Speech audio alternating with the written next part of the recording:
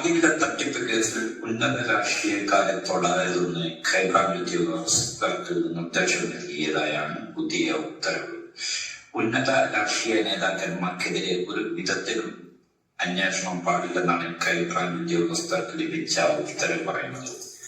അറിയാൻ കഴിഞ്ഞു.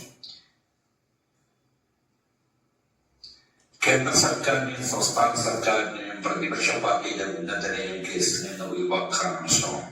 പ്രമുഖ രാഷ്ട്രീയ പാർട്ടിയിലെ ഉന്നതർക്ക് തട്ടിപ്പുമായി ബന്ധമുണ്ടെന്ന് പുറത്തുവരുന്ന തെളിവുകൾ പ്രമുഖ രാഷ്ട്രീയ പാർട്ടികൾക്കെല്ലാം തെരഞ്ഞെടുപ്പ് ഫണ്ട് അനന്തകുമാർ നൽകിയെന്നാണ് വെളിപ്പെടുത്തുന്നത്.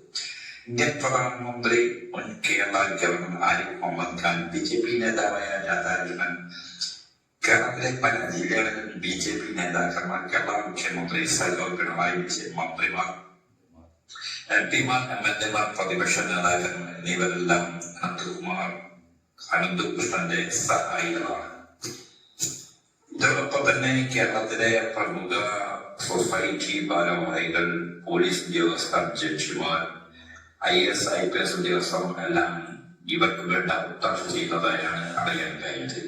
പതിവിധ തട്ടിപ്പ് കേസിൽ സായുധ മേധാവി NK അനന്തകുമാർ കൊച്ചിയിൽ ആസ്ഥാനമായി പ്രവർത്തിക്കുന്ന സാമൂഹ്യ പ്രവർത്തകൻ ബീന സെബാസ്റ്റ്യന്റെ പങ്കിനെ കുറിച്ചും സമഗ്ര അന്വേഷണത്തിന് ക്രൈംബ്രാഞ്ച് നടക്കുന്നുണ്ട്.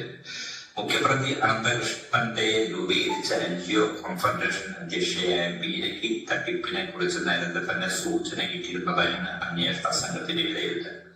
എന്നാൽ സാമ്പത്തിക ഇടപാടുമായി ഒരു ബന്ധം തനിക്കില്ലെന്ന് ബീന ഏഷ്യ പ്രതികരിച്ചത്. മധ്യ കേരളത്തിൽ അറിയപ്പെടുന്ന NGO പ്രവർത്തകരോടാണ് ബീന സെബാസ്റ്റ്യൻ.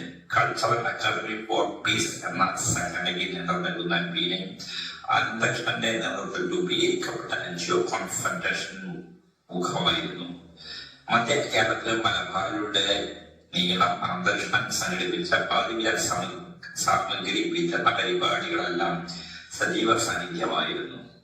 കോൺഫെഡറേഷന്റെ ചെയർപേഴ്സൺ കൂടിയ ബീന NGOയുടെ അനന്തകൃഷ്ണന്റെ കൂട്ടായ്മയിലേക്ക് ആകർഷിക്കാൻ KN അനന്തകുമാറിനെ പോലെ തന്നെ പങ്കുവഹിച്ചയാളാണ് ബീന സെബാസ്റ്റ്യൻ എന്നാണ് അന്വേഷണ സംഘത്തിന്റെ വിലയിരുത്തൽ.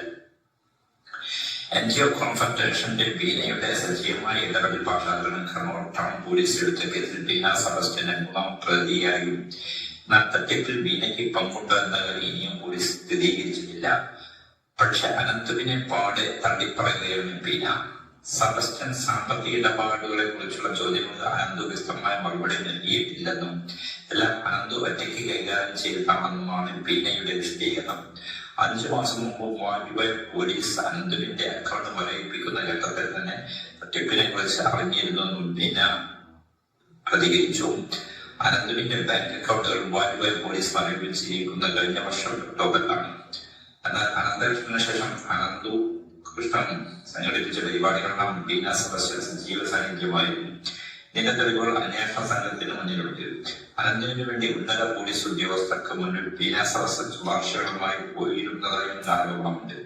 കേസിലെ മറ്റൊരു പ്രതിയും അനന്തുവിന്റെ നിയമോപദേശമായ കോൺഗ്രസ് നേതാവ് ലാലി വിൻസെന്റും ഉന്നയിച്ചതും ഇതേ പ്രശ്നങ്ങൾ തന്നെ.